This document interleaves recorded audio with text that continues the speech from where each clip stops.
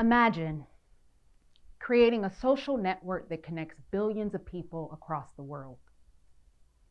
Picture creating an industry that transforms the way that we consume energy and travel. Reflect on what it must feel like to grow up playing tennis on the courts of Compton, to one day manifest your dreams of becoming some of the greatest athletes in the world. Now, consider the millions of people who will never dare to imagine, dream, or pursue something without even knowing why.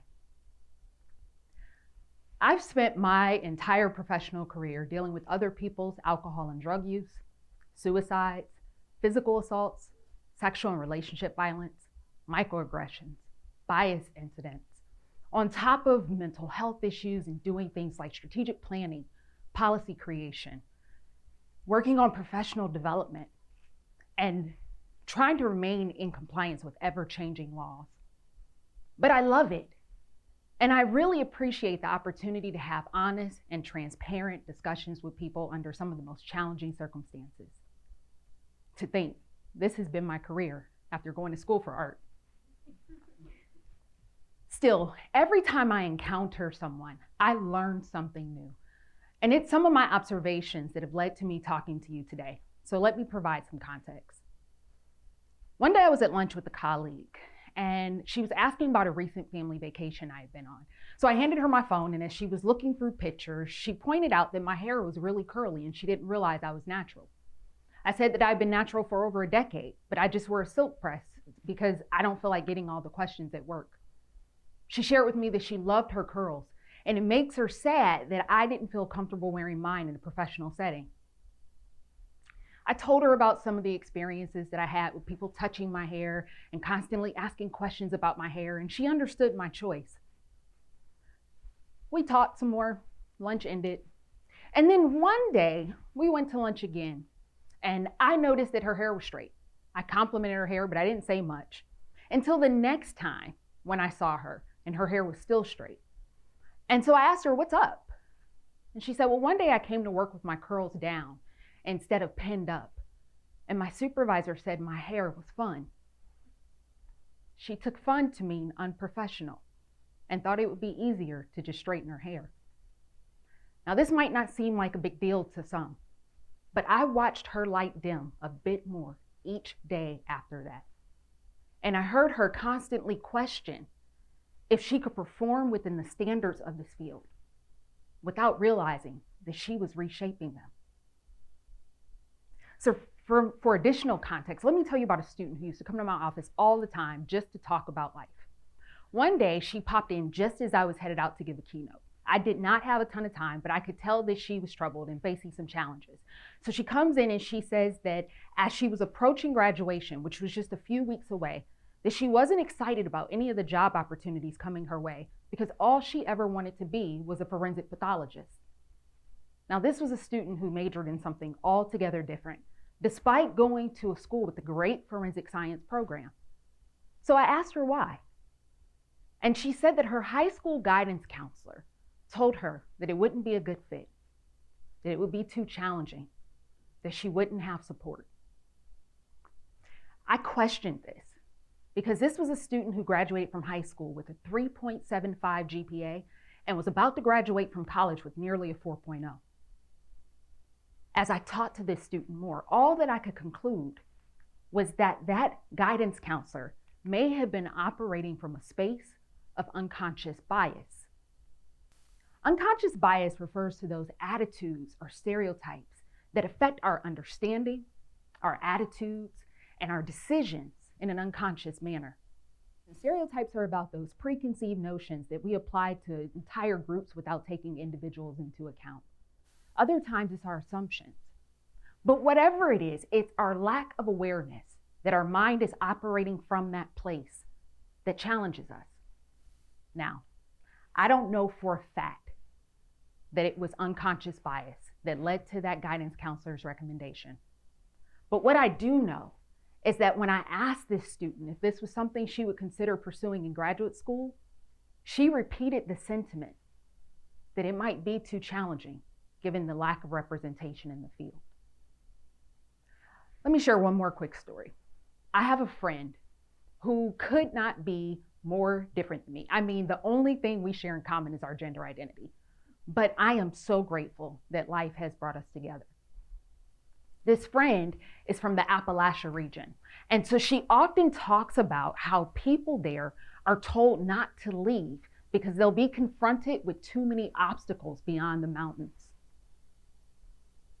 As I listen to her tell me these stories, all that I can think is for the folks hearing those messages, what are they risking when they never dare to imagine, dream, or pursue something, and they don't even know it?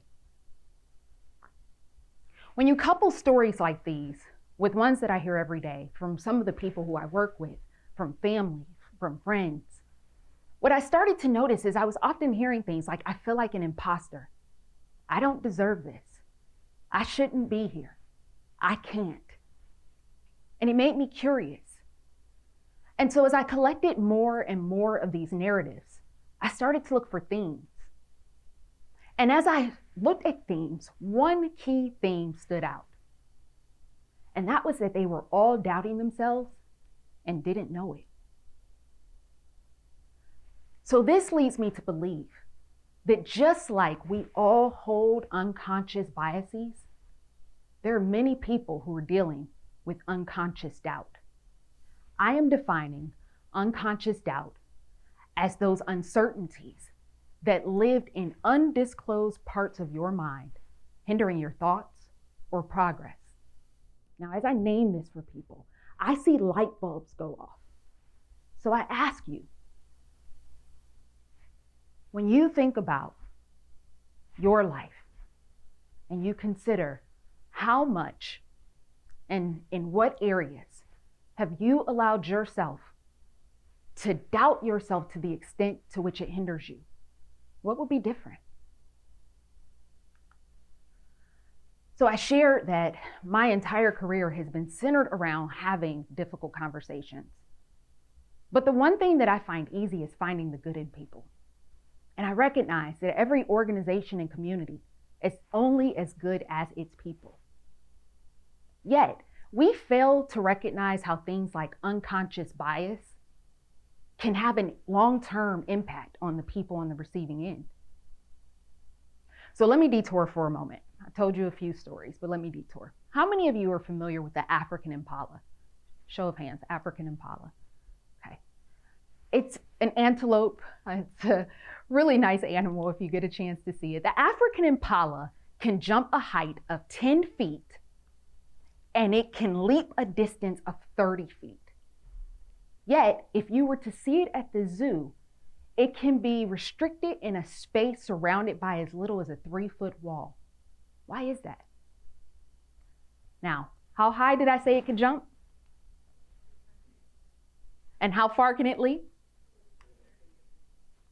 So how can it be restricted by such a small barrier? Well, I've been told that the African impala will only jump when it can see where it's going to land. That means that it will only trust its abilities if it can see its outcome. So get this. Sometimes we miss out on a world of possibilities over 3 feet of doubt that we didn't know was there. How does that happen? It happens because we go through life hearing messages about ourselves and who we are, and internalizing messages about who we can become. Sometimes it's that we tell ourselves if we fail, we prove them right.